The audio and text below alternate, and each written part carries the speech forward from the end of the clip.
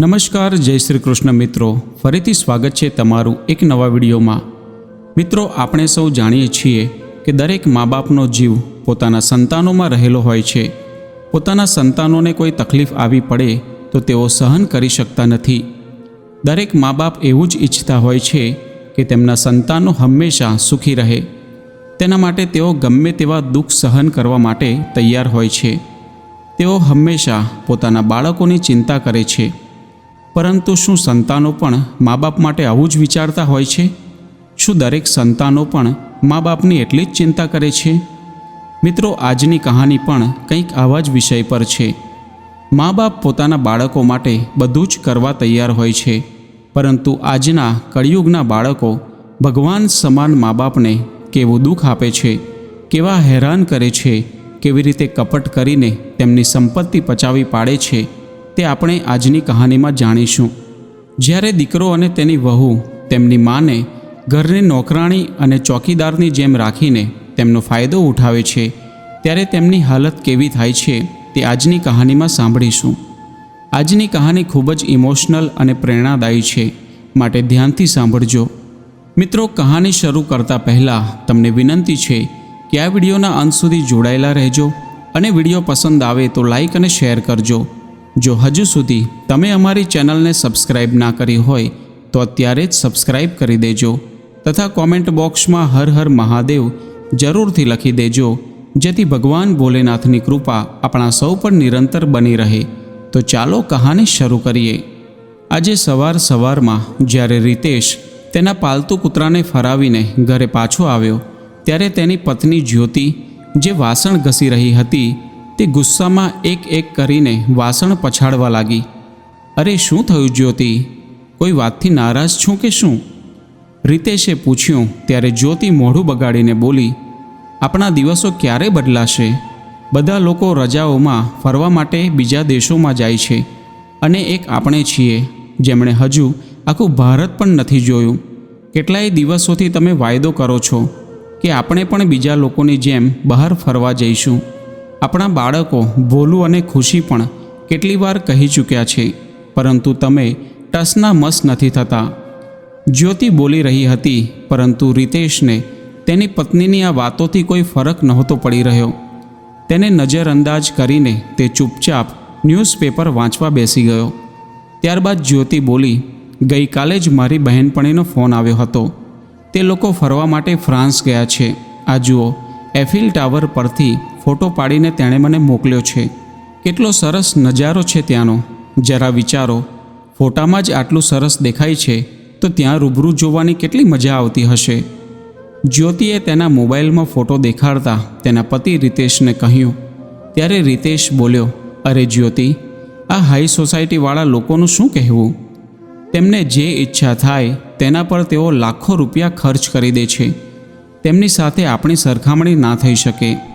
આવી બહેનપણીઓથી તો દૂર જ રહેવું સારું છે, જે પોતાના આવા ફોટા દેખાડીને બીજાના ઘરમાં આગ લગાડે છે, રીતેશે કહ્યું। ત્યારે જ્યોતિ પોતાની મોટી મોટી આંખો દેખાડીને કહેવા લાગી, અરે, હું ક્યાં પેરિસ જવાનું કહી રહી છું? કમસે કમ આપણે ભારતમાં તો ફરી શકીએ ને? પરંતુ તમને મારી વાતોનો કોઈ ફરક પડતો નથી। હું ગમે તે બોલું, પરંતુ તમને તો આરામથી તમારું ન્યૂઝપેપર વાંચવાથી મતલબ છે।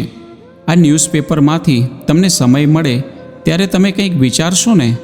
જ્યોતિએ ગુસ્સામાં આવીને કહ્યું। ત્યારે રીતેશ કહેવા લાગ્યો, અરે, તું મારા ન્યૂઝપેપર સાથે આવો સ્વાતન જેવો વ્યવહાર કેમ કરું છું? આપણા બાળકોની ઉનાળાની રજાઓ તો પડવા દે, તે વખતે આપણે આ વિશે વિચારીશું। આવું કહીને રીતેશે વાતને ટાળી દીધી। થોડા દિવસો શાંતિથી પસાર થયા। ત્યારબાદ કંઈક એવું થયું જેની કોઈએ કલ્પના પણ નહોતી કરી। એક દિવસે જ્યારે રીતેશ ઓફિસેથી ઘરે પાછો આવ્યો, ત્યારે તેના ચહેરા પરનો આનંદ ગાયબ હતો। નિરાશા અને ઉદાસી તેના ચહેરા ઉપર સાફ દેખાઈ રહી હતી। તેને જોઈને જ્યોતિ પરેશાન થઈ ગઈ ને કહેવા લાગી, અરે, શું થયું? તમે ઠીક તો છો ને? ઓફિસમાં કંઈ થયું છે કે શું? અરે, તમે કંઈ જણાવતા કેમ નથી? મારો જીવ નીકળી રહ્યો છે। ત્યારે રીતેશ બોલ્યો કે જણાવવા માટે હવે બચ્યું છે જ શું?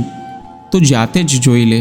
આવું કહેતા રીતેશે પોતાના ખિસ્સામાંથી એક કવર કાઢ્યું ત્યારે બાળકોએ આશ્ચર્ય સાથે તે કવરને ખોલીને જોયું તો તેમનું મોં ખુલ્લું જ રહી ગયું. ત્યારે જ્યોતિ બોલી, અરે કંઈક જણાવો તો ખરા કે શું થયું? કોઈએ કંઈ જણાવ્યું નહીં. ત્યારે જ્યોતિ તે પત્ર લઈને વાંચવા લાગી અને આશ્ચર્યચકિત રહી ગઈ. તેના ચહેરા ઉપર ખુશીના ભાવ દેખાવા લાગ્યા. તે ખૂબ જ ખુશ થઈ અને રીતેશ તરફ જોઈને બોલી, શું સાચે જ તમારું પ્રમોશન થઈ ગયું? ત્યારે રીતેશ મુસ્કુરાવીને બોલ્યો, શ્રીમતીજી, ફક્ત પ્રમોશન જ નથી થયું, કંપની તરફથી મને 5 લાખ રૂપિયાનું બોનસ અને ફોરેન ફરવા જવા માટેનું ફેમિલી ટૂર પેકેજ પણ મળ્યું છે. આ સાંભળીને જ્યોતિને પોતાના કાનો પર વિશ્વાસ નહોતો થઈ રહ્યો. ત્યારબાદ રીતેશે કહ્યું, તો મેડમ, કેવું લાગ્યું મારું સરપ્રાઈઝ? ભલે સમય લાગ્યો, પરંતુ તારી ઈચ્છા તો મેં પૂરી કરી દીધી જ. અરે તમે પહેલાં કેમ ન જણાવ્યું?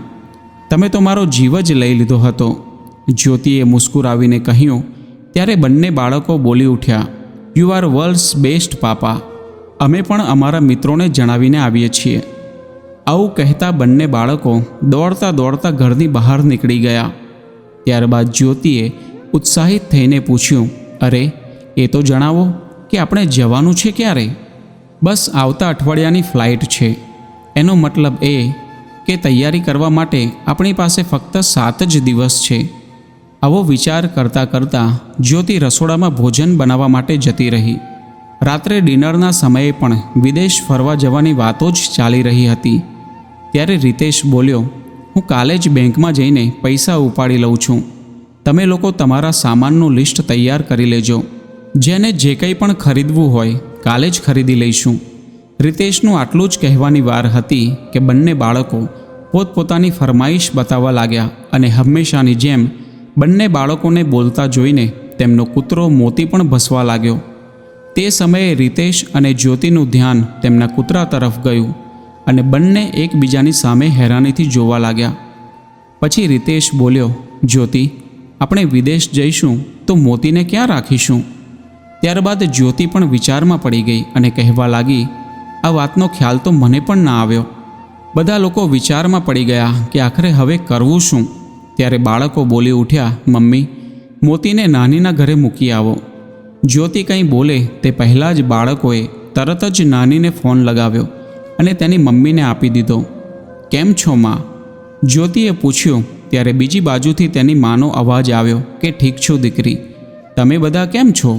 હા માં, અમે બધા ઠીક છીએ.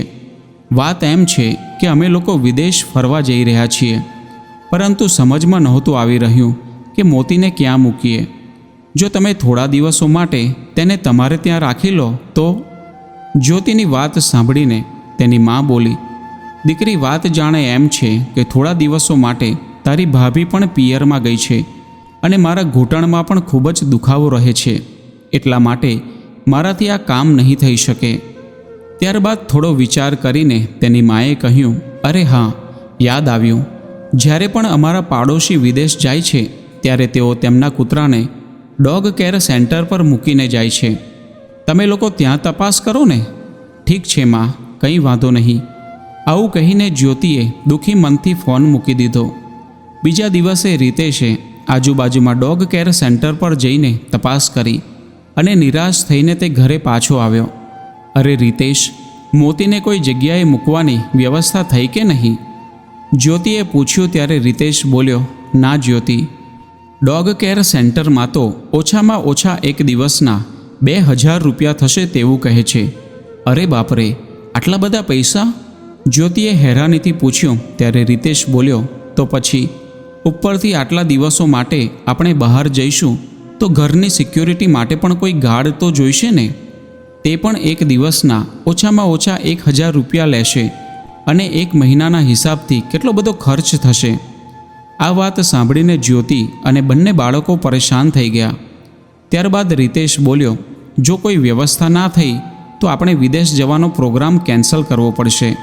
આ સાંભળીને તેમનો દીકરો ભોલું બોલ્યો, મને ખબર હતી પપ્પા આવું જ કરશે. હું તમારી સાથે ક્યારેય પણ વાત નહીં કરું. આવું કહીને નારાજ થઈને તે પોતાની રૂમમાં જતો રહ્યો. ત્યારે જ્યોતિ બોલી, એક કામ થઈ શકે, ગામડેથી તમે તમારી માને કેમ નથી બોલાવી લાવતા? ત્યારે રીતેશ કહેવા લાગ્યો, આ તો કેવી વાત કરી રહી છું? માં અહીં આવીને કેવી રીતે રહી શકશે, અને તે પણ એકલી?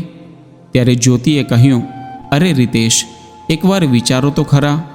જો તમારી માં અહીં આવી જશે તો આપણે ઘરની સિક્યોરિટી માટે કોઈ ગાર્ડને રાખવાની પણ જરૂર નહીં પડે, અને મોતી માટે પણ આપણે કોઈ એક્સ્ટ્રા ખર્ચો નહીં કરવો પડે. સાથે સાથે આપણા ઘરની બહાર જે ફૂલછોડ ઉગાડ્યા છે તેને તમારી માં પાણી પણ આપી દેશે. જ્યોતિની વાત સાંભળીને રીતેશ કહેવા લાગ્યો, ઠીક છે, પરંતુ જ્યોતિ, તને તો મારી માં સાથે સહેજ પણ ફાવતું નહોતું, જેના કારણે આજ સુધી આપણે ક્યારેય તેને અહીં બોલાવી નથી.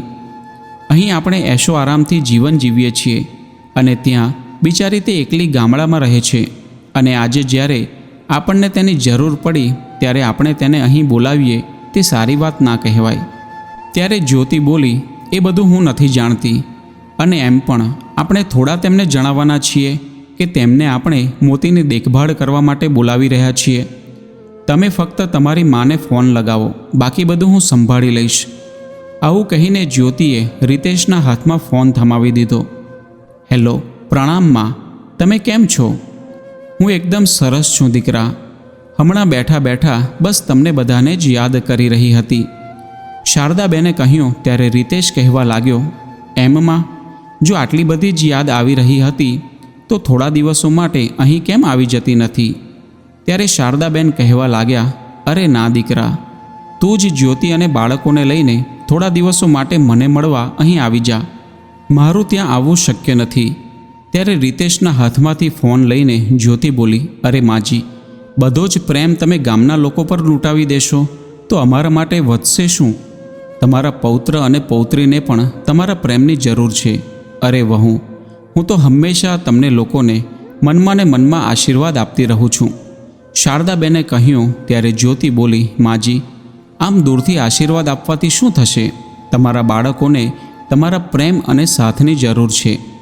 કાલે તમારા પૌત્ર અને પૌત્રી પણ તમને ખૂબ જ યાદ કરી રહ્યા હતા. ભોલું તો તમને યાદ કરીને રડવા લાગ્યો. હવે બાળકો જીદ પકડીને બેઠા છે કે અમારે અમારી રજાઓ દાદીની સાથે જ વિતાવવી છે. એટલા માટે હું તો કહું છું કે આજે જ તમે તમારા કપડાં પેક કરી લો અને ટ્રેન પકડીને અહીં આવતા રહો. આટલા વર્ષો બાદ વહુએ આટલો હક કરીને વાત કરી અને આટલા પ્રેમથી પોતાના ઘરે બોલાવી. આ જોઈને શારદાબેન મનમાં ને મનમાં ખૂબ જ પ્રસન્ન થઈ રહ્યા હતા. તે પોતાની જાતને રોકી ન શક્યા અને ખૂબ જ ખુશીથી તેમના દીકરા અને વહુના ઘરે જવાની તૈયારી કરવા લાગ્યા. લગભગ 2 વર્ષ પહેલાં શારદાબેનના પતિનું દેહાંત થયું હતું. જ્યારે તે જીવતા હતા ત્યારે આખા ગામમાં તેમનું ખૂબ જ માન સન્માન હતું. આમ તો સરળ સ્વભાવના શારદાબેન તેમના પતિના ગયા બાદ ગામમાં પોતાના ઘરે એકલા રહેતા હતા, પરંતુ ગામના બધા લોકો તેમનો ખૂબ જ ખ્યાલ રાખતા હતા. ત્યાં સુધી કે ગામના બાળકો પણ તેમને એકલા નહોતા મૂકતા. હંમેશા બધા બાળકો તેમની પાસે આવીને વાર્તાઓ સાંભળતા હતા. ગામમાં કોઈ પણ વ્યક્તિને દુઃખ કે તકલીફ થતી ત્યારે શારદાબેન હંમેશા તેમની મદદ કરવા માટે તૈયાર રહેતા હતા, અને આ જ કારણે ગામના દરેક વ્યક્તિના દિલમાં તેમના માટે પ્રેમ અને સન્માન હતું.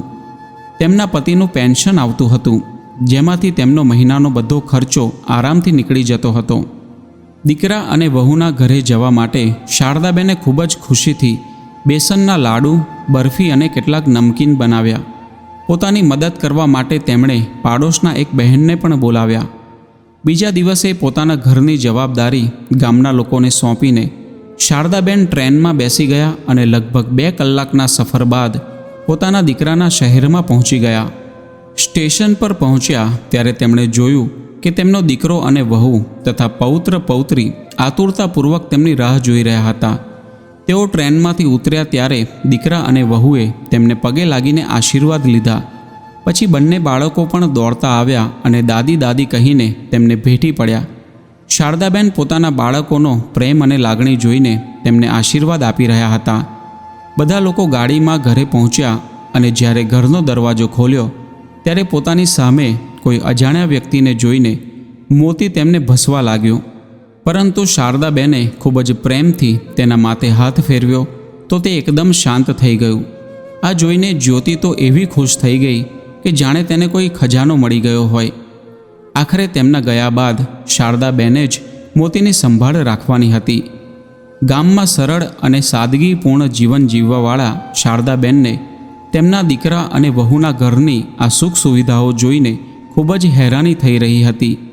તેમની વહુ જ્યોતિ તેમની ખૂબ જ સંભાળ રાખી રહી હતી અને રીતેશ પણ બધી રીતે તેમનો ખ્યાલ રાખી રહ્યો હતો. બાળકો પણ ખૂબ જ પ્રેમથી તેમની દાદી પાસે રમતા હતા. 3-4 દિવસ આવું જ ચાલ્યું. ત્યારે એક દિવસે જ્યોતિ શારદાબેનને ઘરનું બધું કામ સમજાવવા લાગી. મોતીને ખાવામાં શું પસંદ છે, તેનું ખાવાનું ક્યાં મૂકેલું છે, ઘરનો કરિયાણાનો સામાન ક્યાં છે, વગેરે વગેરે. અને ત્યારબાદ જ્યોતિ કહેવા લાગી, માજી, સવારે અને સાંજે મોતીને બગીચામાં ફરવા માટે પણ લઈ જજો. તમારી તબિયત પણ સારી રહેશે અને મોતી પણ ઘરમાં ગંદકી નહીં કરે. જ્યોતિની વાત સાંભળીને ક્યારેક શારદાબેન બધા કામ સમજવા લાગતા તો ક્યારેક પ્રશ્નવાચક નજરોથી તેની તરફ જોવા લાગતા. થોડીવાર પછી શારદાબેન બોલ્યા, સારું થયું વહુ, જે તે મને બધું જણાવી દીધું. હવે તું જોજે, હું તમને બધાને સ્વાદિષ્ટ રસોઈ બનાવીને જમાડીશ. અને હા, હું તો ભૂલી જ ગઈ કે હું ગામડેથી તમારા બધા માટે મારા હાથથી બનાવેલા લાડુ અને બરફી લઈને આવી છું. હમણાં જ લઈને આવું છું. બાળકોને ખૂબ જ પસંદ આવશે. આવું કહીને તે પોતાના થેલામાંથી સામાન કાઢી લાવ્યા અને ખૂબ જ આનંદથી ભોલું અને ખુશીને ખવડાવવા લાગ્યા. ત્યારે તેમણે જોયું કે ત્યાં કેટલીક સૂટકેસ અને બેગ પડ્યા હતા.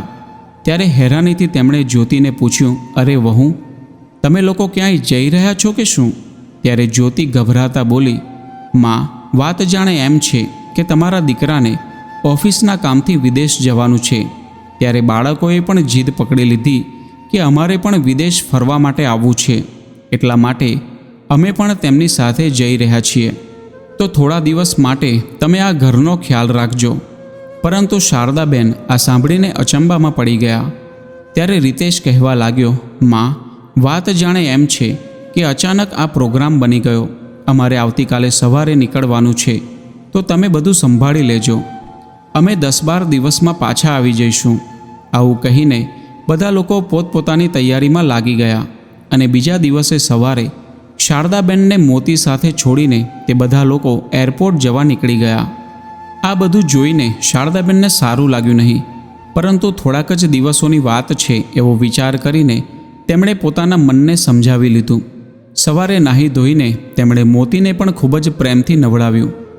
જ્યોતિએ જણાવ્યું હતું તે પ્રમાણે શારદાબેને મોતીનું ખાવાનું તેના વાસણમાં કાઢી આપ્યું અને પછી તે પોતાની ભોજનની થાળી પણ ત્યાં લઈને જ બેસી ગયા. પરંતુ મોતી ખાવા માટે તૈયાર નહોતું. કદાચ બધા લોકોના જવાના કારણે તે ઉદાસ થઈ ગયું હતું. ત્યારે શારદાબેને તેને ખૂબ જ વહાલ કર્યું અને પોતાની થાળીમાંથી રોટલીનો એક ટુકડો લઈને તેના મોંમાં મૂક્યો. ત્યારે મોતી પણ પોતાની ઉદાસી ભૂલીને ખુશીથી તેમની સાથે ખાવા લાગ્યું. હવે તો દરેક વખત શારદાબેન પોતાની થાળીમાંથી જ મોતીને ખવડાવતા હતા અને મોતી પણ ખૂબ જ આનંદથી તેમની સાથે બેસીને ખાતું હતું. શારદાબેનને કદાચ કોઈની સાથે વાત કરવાનું મન થતું તો તે મોતી સાથે હસીને વાત કરી લેતા. ધીરે ધીરે તે બંને વચ્ચે સારી મિત્રતા થઈ ગઈ. શારદાબેન દરરોજ સવારે અને સાંજે મોતીને બગીચામાં ફરવા માટે લઈ જતા હતા. ત્યારે પડોશના લોકો સાથે પણ તેમની સારી ઓળખાણ થઈ ગઈ.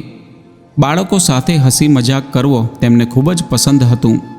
પાડોશના બધા બાળકો તેમને દાદી દાદી કહીને બોલાવતા તો તેમને પણ સારું લાગતું હતું. જો બાળકો તેમના ઘરે આવી જતા ત્યારે તે ક્યારેક લૂડો અને કેરમ રમતા તો ક્યારેક દાદી પાસે વાર્તાઓ પણ સાંભળતા. ક્યારેક શારદાબેન કામમાં વ્યસ્ત હોતા ત્યારે બાળકો મોતી સાથે રમવા લાગતા. શારદાબેન જે મીઠાઈ પોતાના પૌત્ર અને પૌત્રી માટે લાવ્યા હતા તે મીઠાઈ તે બાળકોને આપી દેતા. ત્યારે તે બધા બાળકો ખૂબ જ આનંદથી તે મીઠાઈને ખાતા. આ બધી વાતોમાં દિવસ કેમનો પસાર થઈ જતો તે ખબર જ નહોતી પડતી. એક રાત્રે જ્યારે તે પથારીમાં સૂવા માટે ગયા ત્યારે તેમને કોઈક બાળકના રડવાનો અવાજ સંભળાયો. ઘણો સમય થઈ ગયો હતો તે છતાં પણ તે બાળક રડી રહ્યું હતું. તે ઘરની બહાર નીકળ્યા ત્યારે તેમણે જોયું કે તે બાળકના માતા પિતા ઘરની ઓસરીમાં તેને લઈને આમ તેમ ફરી રહ્યા હતા. તેને ખૂબ જ વહાલ કરીને ચૂપ કરાવવાની કોશિશ કરી રહ્યા હતા, પરંતુ તે બાળક શાંત નહોતું થઈ રહ્યું. તે બંને ખૂબ જ પરેશાન થઈ ગયા હતા. જુઓ ને માજી, ન જાણે શું થયું છે, બસ તે રડી જ રહ્યો છે. તે બાળકની માએ શારદાબેનને કહ્યું ત્યારે શારદાબેન તેને તરત જ અંદર લઈ આવ્યા અને તેની નાભી અને પેટ પર હિંગ લગાવવા લાગ્યા. થોડી જ વારમાં તે બાળક એકદમ ચૂપ થઈ ગયું અને ત્યારબાદ શારદાબેન તે બાળકની સાથે તેની ભાષામાં વાત કરવા લાગ્યા. ત્યારે તે ખૂબ જ આનંદથી હસવા લાગ્યું. તે બાળકના માતા પિતા આ જોઈને દંગ રહી ગયા. અરે માજી, તમે તો અદ્ભુત જાદુગર છો. તમારા હાથમાં આવતા જ અમારું બાળક હસવા લાગ્યું. આવું કહીને તે બંને શારદાબેનનો આભાર માની રહ્યા હતા.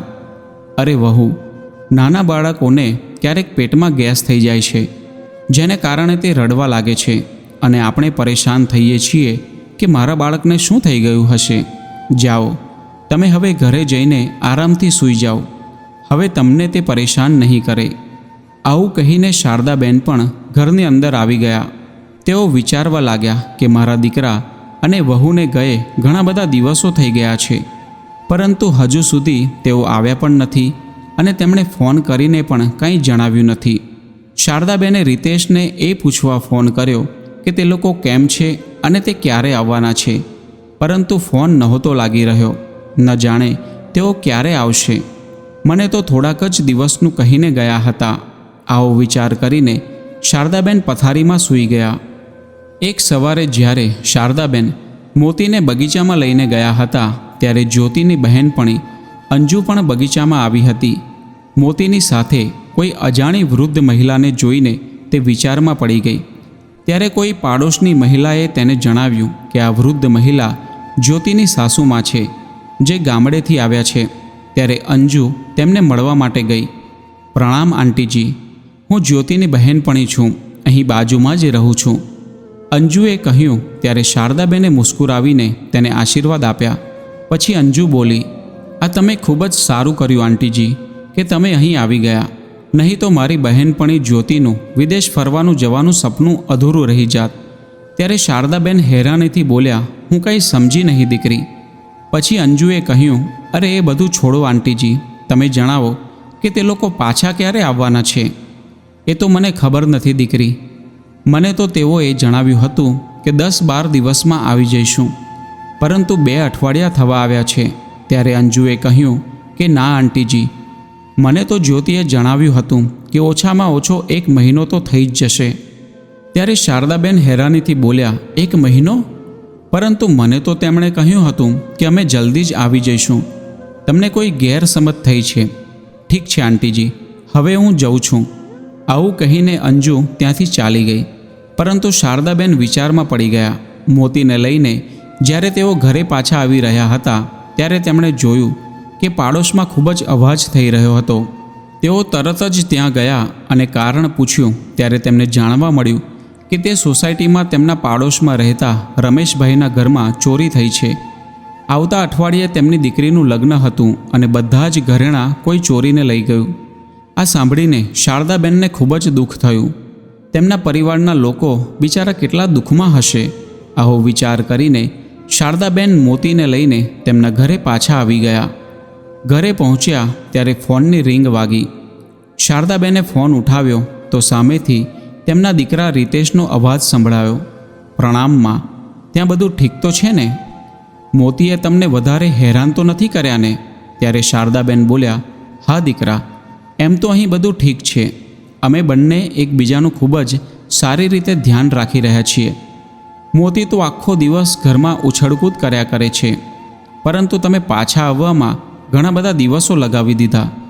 ત્યારે રીતેશે કહ્યું, હા માં, ઓફિસનું કામ થોડું વધારે હતું, એટલા માટે થોડા દિવસો હજુ લાગશે. તમે ત્યાં બધું સંભાળી લેજો. આવું કહીને રીતેશે ફોન મૂકી દીધો. ત્યારે પાછળથી જ્યોતિએ કહ્યું, શું કહ્યું તમારી માએ? બધું ઠીક તો છે ને? હા જ્યોતિ, બધું ઠીક છે. તારું ઘર પણ સહી સલામત છે અને મોતી પણ. ત્યારે જ્યોતિ ખુશીથી બોલી, જોયું, માજીને ગામડેથી બોલાવવાનો મારો આઈડિયા કામ કરી ગયો ને? અને આપણા 2 કામ થઈ ગયા. મોતીને પણ કેરટેકર મળી ગયું અને આપણા મકાનની દેખભાળ કરનારું પણ મળી ગયું. હવે આપણે નિશ્ચિંત થઈને થોડા દિવસ વધારે અહીં ફરી શકીશું. હા જ્યોતિ, આઈડિયા તો તે એકદમ યોગ્ય આપ્યો હતો, નહીં તો ઘરની સિક્યુરિટીનો ખર્ચો અને મોતીને ડોગ કેર સેન્ટરમાં મૂકવાનો ખર્ચો બધું ભેગું કરીને 1 લાખ રૂપિયા થઈ જતા. રીતેશે કહ્યું. પછી જ્યોતિ બોલી, હવે મારી એક વાત માની લો. તમે તમારી માને કહો કે બાપુજીની વીમાની રકમ આપણા હાથમાં આપી દે. એમ પણ તેમણે તે પૈસાનું શું કરવાનું છે? દર મહિને બાપુજીનું પેન્શન તો આવે છે ને, આનાથી વધારે પૈસાનું તે શું કરશે? અરે જ્યોતિ, તે તો મારા મોંની વાત છીનવી લીધી. હું પણ આ વિશે જ વિચારી રહ્યો હતો. પરંતુ રીતેશ, તમારી મા પૈસા તો આપી દેશે ને? જ્યોતિએ પૂછ્યું ત્યારે રીતેશ કહેવા લાગ્યો, અરે આપશે કેમ નહીં? હું કહી દઈશ કે મારે જરૂર છે. અને એમ પણ મેં મારા પ્રમોશનની વાત તેમને જણાવી જ ક્યાં છે. તેમને તો ફક્ત એટલું જ ખબર છે કે આપણે ઓફિસના કામથી વિદેશ આવ્યા છીએ, ફરવા માટે નહીં. આ બાજુ રીતેશને લાગી રહ્યું હતું કે તેણે ફોન મૂકી દીધો છે, પરંતુ ફોન હજુ પણ ચાલુ હતો અને રીતેશ અને જ્યોતિની બધી વાતો શારદાબેન સાંભળી રહ્યા હતા. પોતાના દીકરા અને વહુના આ વિચારો જાણીને શારદાબેનના પગ નીચેથી જાણે જમીન સરકી ગઈ. તેઓ વિશ્વાસ નહોતા કરી શકતા કે તેમનો દીકરો પોતાના સ્વાર્થ માટે આટલી હદ સુધી પણ જઈ શકે છે. ત્યારબાદ તે પોતાની જાતને જ કહેવા લાગ્યા કે આ કળિયુગમાં લાલચ અને સ્વાર્થ એક માના પ્રેમ અને મમતા પર ભારે પડી રહ્યા છે.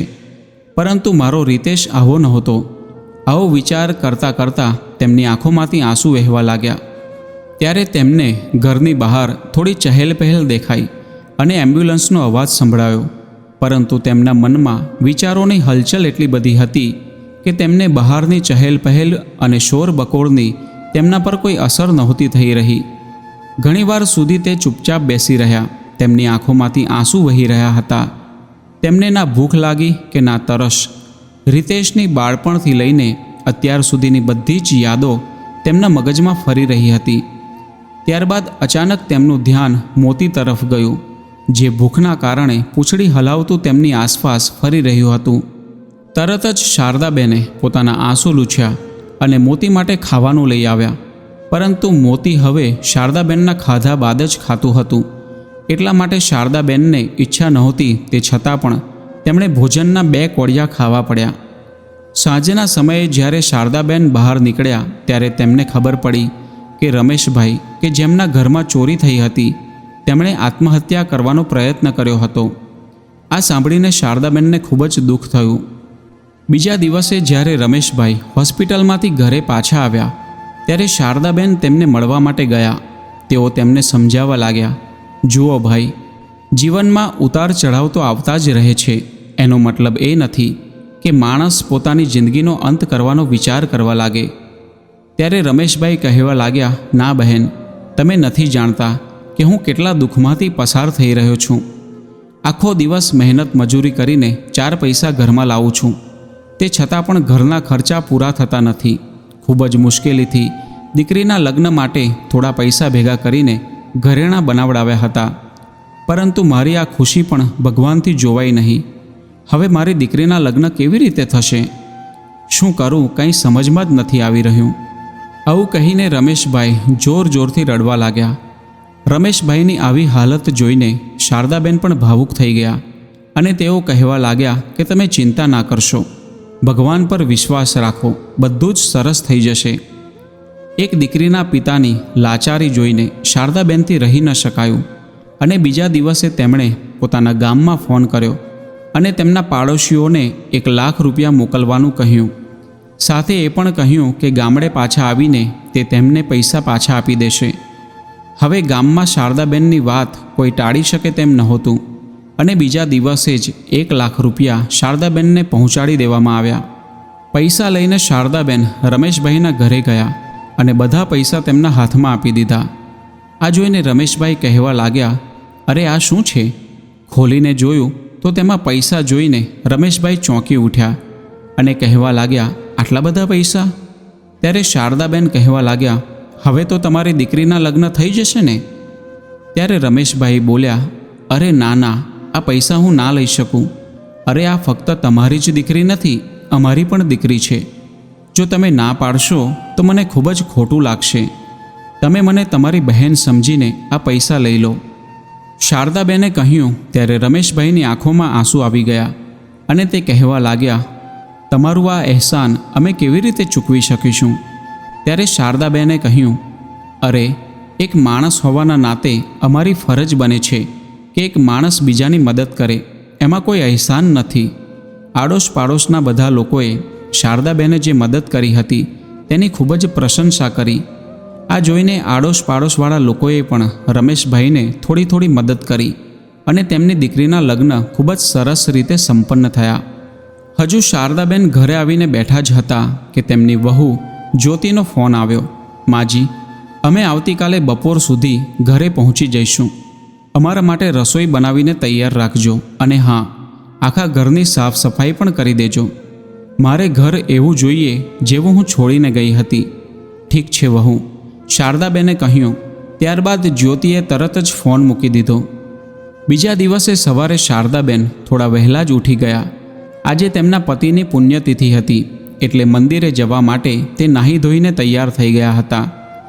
ભગવાનને થાળ ધરાવવા માટે તેઓ રસોડામાં જઈને હલવો અને પૂરી બનાવવા લાગ્યા અને થોડી રસોઈ તેમણે ગરીબોને આપવા માટે પણ બનાવી. મોતીને ઘરમાં જ મૂકીને તેઓ મંદિરે ચાલ્યા ગયા.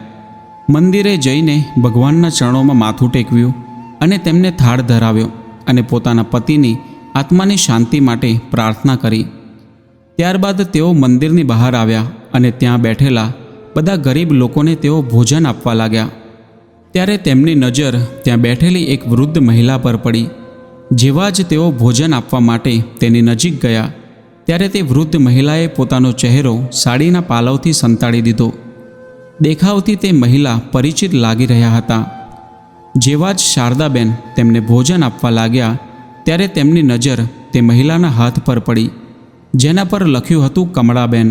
આ જોઈને શારદાબેનનું હૃદય ખૂબ જ જોરથી ધડકવા લાગ્યું. કમળા, તું મારી બહેનપણી કમળા છું ને? આવું કહીને તેમણે સાડીનો પાલવ હટાવ્યો ત્યારે આંસુઓથી ભરેલી આંખો લઈને કમળા તેમની સામે નજર મિલાવી શકી નહીં. આ બધું કેવી રીતે થઈ ગયું કમળા? તું તો તારા દીકરાઓ સાથે ખૂબ જ ખુશ હતી ને? ગામડું છોડીને તેમની સાથે શહેરમાં આવી હતી અને ખૂબ જ આરામથી રહેતી હતી. ત્યારે કમળાબેન રડતા રડતા બોલ્યા, શું જણાવું શારદા, બંને દીકરાઓની મોટા શહેરમાં ખૂબ જ સારી નોકરી લાગી ગઈ હતી એટલે અમે પોતાની જાતને ખૂબ જ ધન્ય સમજી રહ્યા હતા. ત્યારબાદ બંને દીકરાઓ અને તેમની વહુઓ અમને તેમની સાથે અહીં લઈ આવ્યા. અમે પણ તેમની સાથે ખૂબ જ સુખપૂર્વક જીવન જીવી રહ્યા હતા. અમે 3 મહિના મોટા દીકરાના ઘરે રહેતા હતા અને 3 મહિના નાના દીકરાના ઘરે. થોડા મહિના પહેલાં જ મારા પતિનું દેહાંત થઈ ગયું. ત્યારે બંને દીકરાઓએ ગામડાનું અમારું મકાન વેચવાની જીદ પકડી લીધી. ગામના બધા લોકોએ મને ખૂબ જ રોકી હતી કે તમારા જીવતા આ મકાન તમે વેચશો નહીં, પરંતુ હું માની નહીં. મેં વિચાર્યું કે મારું ઘડપણ મારે મારા બાળકો સાથે જ વિતાવવાનું છે, તો પછી બાળકોની વાત માનવામાં શું વાંધો છે? પરંતુ પોતાનો ભાગ લીધા બાદ મારો મોટો દીકરો તેની પત્ની અને બાળકો સાથે વિદેશ જતો રહ્યો અને નાના દીકરાએ પણ મારી જવાબદારી લેવાનો ઇનકાર કરી દીધો.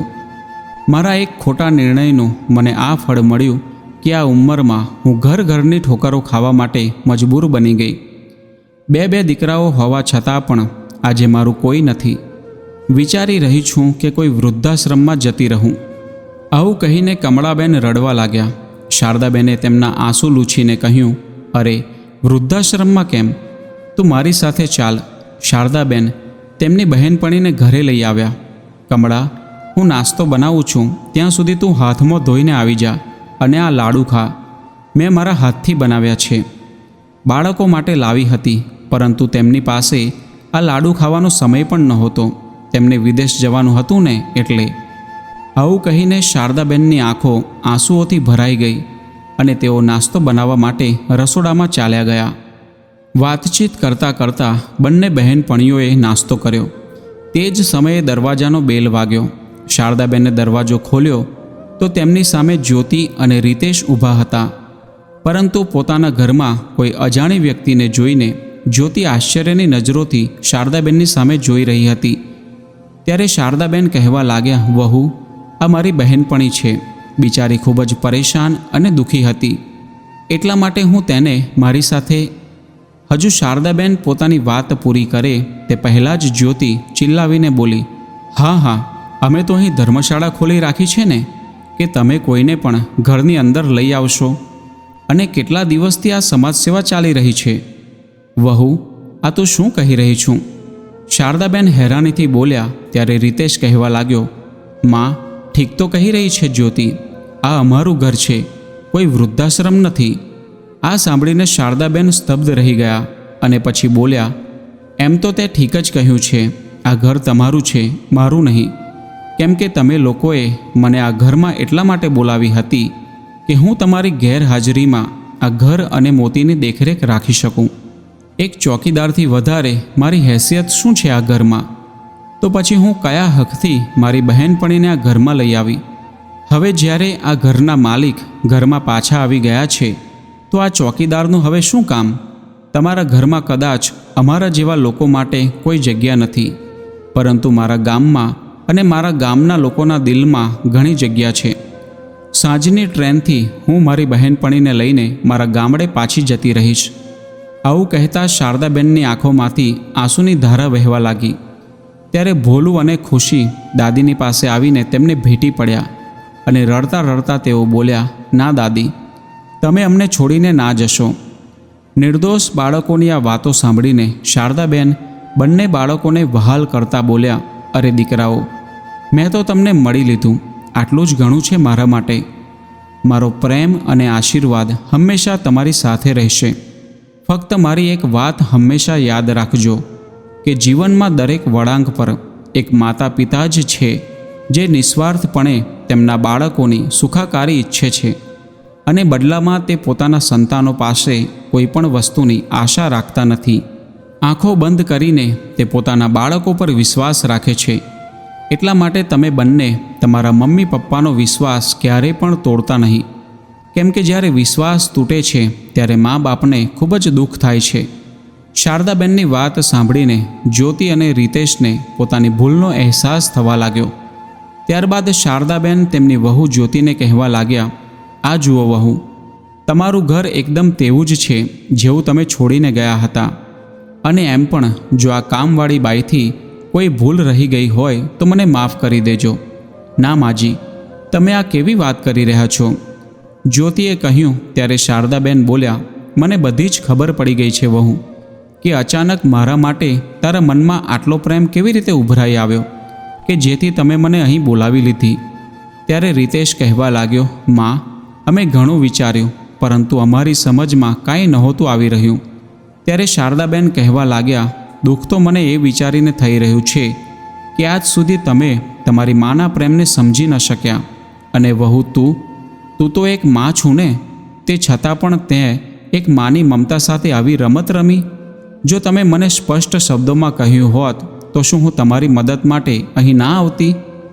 અરે હું તો તમારા માટે મારો જીવ આપવા માટે તૈયાર છું, તો પછી તમે મારી ભાવનાઓ સાથે રમત કેમ રમી? અને હા દીકરા, તારા બાપુજીના વીમાના જે પૈસા પર તારી નજર છે તે પૈસાને મેળવવા માટે કોઈ નવું નાટક ઊભું ના કરતો. જ્યારે તું માગીશ ત્યારે હું તને આપી દઈશ. શારદાબેનની આ વાત સાંભળીને રીતેશ અને જ્યોતિ શરમના કારણે પોતાની જાતને જમીનમાં ધસી ગયા હોય તેવી સ્થિતિમાં મહેસૂસ કરી રહ્યા હતા. સહેજ પણ વાર કર્યા સિવાય શારદાબેને બેગ ઉઠાવી અને પોતાની બહેનપણી સાથે ઘરની બહાર નીકળી ગયા. ત્યારે રીતેશ અને જ્યોતિની આંખોમાં આંસુ વહેવા લાગ્યા. તે સમયે પાડોશમાં રહેનાર એક બહેન પણ ત્યાં આવી ગઈ અને કહેવા લાગી, અરે માજી, તમે જઈ રહ્યા છો? અરે તમારા રહેતા અમને કોઈ પણ વસ્તુની પરેશાની નહોતી. મારા સાસુ સસરા નથી તો હું તમારામાં જ પ્રેમની મૂર્તિ જોઉં છું, અને હવે તમે પણ જતા રહેશો? સામેથી આવતા રમેશભાઈએ તેમને જોયા ત્યારે તે તેમની પાસે આવીને કહેવા લાગ્યા, તમે અમારા ઉપર જે ઉપકાર કર્યો છે તેને અમે જિંદગીભર નહીં ભૂલી શકીએ. આવું કહીને રમેશભાઈ શારદાબેનના ચરણને સ્પર્શ કરવા લાગ્યા. ત્યારે શારદાબેન મુસ્કુરાવીને બોલ્યા, અરે ના, મેં કોઈ ઉપકાર નથી કર્યો. હું તો એ સમજું છું કે તમે તમારી સેવા કરવાનો મને મોકો આપીને મારા પર ઉપકાર કર્યો છે. તે સમયે ભોલું અને ખુશીની સાથે તે સોસાયટીના બધા જ બાળકો ભેગા થઈ ગયા અને એક અવાજમાં કહેવા લાગ્યા, દાદી તમે ના જશો. બધા લોકોનો આટલો પ્રેમ જોઈને શારદાબેનની આંખો આંસુઓથી ભરાઈ ગઈ. ત્યારે જ્યોતિ અને રીતેશ તેમની સામે આંસુઓથી ભરેલી આંખો સાથે ઊભા રહી ગયા. રીતેશ કહેવા લાગ્યો, માં, તમે અમને માફ કરી દો. હું જાણું છું કે અમારી ભૂલ એવી છે કે જેની કોઈ માફી નથી, પરંતુ તમે તો માં છો ને, જે પોતાના સંતાનોની નાની મોટી બધી ભૂલોને માફ કરે છે. માં, હું મારી ભૂલનું પ્રાયશ્ચિત કરવા માગું છું. ફક્ત અમને એક તક આપી દો તમારી સેવા કરવા માટેની. ત્યારે જ્યોતિ કહેવા લાગી, માજી, અમને છોડીને ના જશો. તમે બંને અહીં જ રહો. હું વચન આપું છું કે અમે લોકો તમને ફરિયાદનો કોઈ મોકો નહીં આપીએ. ત્યારે શારદાબેન કહેવા લાગ્યા, મારા દીકરાઓ, તમને તમારી ભૂલનો અહેસાસ થઈ ગયો એ જ મારા માટે કાફી છે. મને તમારાથી કોઈ ફરિયાદ નથી, પરંતુ મારે ગામડે જવું જ પડશે. ત્યાં મારું પોતાનું ઘર છે, જ્યાં રહીને મને ખૂબ જ શાંતિ મળે છે. અમે બંને બહેનો ત્યાં ખુશીથી પોતાનું બાકીનું જીવન પસાર કરીશું. શારદાબેને બધા જ બાળકોના માથા પર પ્રેમભર્યો હાથ મૂકીને તેમને ખૂબ જ આશીર્વાદ આપ્યા. જેવા જ તે રિક્ષામાં બેસવા જઈ રહ્યા હતા ત્યારે તેમને અહેસાસ થયો કે કોઈ તેમને પાછળથી રોકી રહ્યું હતું. પાછા વળીને તેમણે જોયું તો મોતીએ તેમની સાડીનો પાલવ પકડી રાખ્યો હતો. તેને જોઈને શારદાબેનની આંખો ફરી ભરાઈ આવી, પરંતુ તે પોતાની જાતને કમજોર પડવા દેવા નહોતા માંગતા. એટલા માટે ફરીથી તેમણે પોતાની જાતને સંભાળીને પોતાનો સાડીનો પાલવ છોડાવ્યો અને કમળાબેનની સાથે રિક્ષામાં બેસી ગયા. ત્યારે મોતી પણ તેમની પાસે રિક્ષામાં આવીને બેસી ગયું. બધા લોકો મોતીનો શારદાબેન પ્રત્યેનો પ્રેમ જોઈને હેરાન હતા. શારદાબેને તેને મનાવવાની ઘણી કોશિશ કરી, પરંતુ તે તેમનાથી દૂર જવા તૈયાર નહોતું. તેનો આવો વ્યવહાર જોઈને શારદાબેન તેને વહાલ કરતા બોલ્યા, માણસ ભલે સમજે કે ના સમજે, પરંતુ આ મૂંગું પ્રાણી પ્રેમની ભાષા ખૂબ જ સારી રીતે સમજે છે. હવે મોતી મારી સાથે જ રહેશે. આવું કહીને શારદાબેને રિક્ષાવાળાને જવા માટેનો ઇશારો કર્યો અને પોતાના ગામડે જવા ચાલી નીકળ્યા. મિત્રો, મા તે મા જ હોય છે. એક માના પ્રેમ આગળ બીજા બધા જ પ્રેમ ફિક્કા પડી જાય છે. માટે માને કોઈ દિવસ દુઃખી ના કરવી જોઈએ. મા બાપના ચરણોમાં જ સ્વર્ગ રહેલું છે. જો તમે તેમને ખુશ રાખશો તો તમારા જીવનમાં ક્યારેય દુઃખ નહીં આવે. તો મિત્રો, આ કહાની પરથી તમે શું શીખ્યા અને તમને આ કહાની કેવી લાગી તે કોમેન્ટ કરીને જરૂર જણાવજો. અને વિડીયો પસંદ આવ્યો હોય તો લાઈક અને શેર કરજો, તથા ચેનલ પર નવા હોય તો ચેનલને સબસ્ક્રાઈબ જરૂરથી કરજો. ફરી મળીશું એક નવા વિડીયો સાથે. જય સ્વામિનારાયણ, જય શ્રી રામ, જય શ્રી કૃષ્ણ, હર હર મહાદેવ.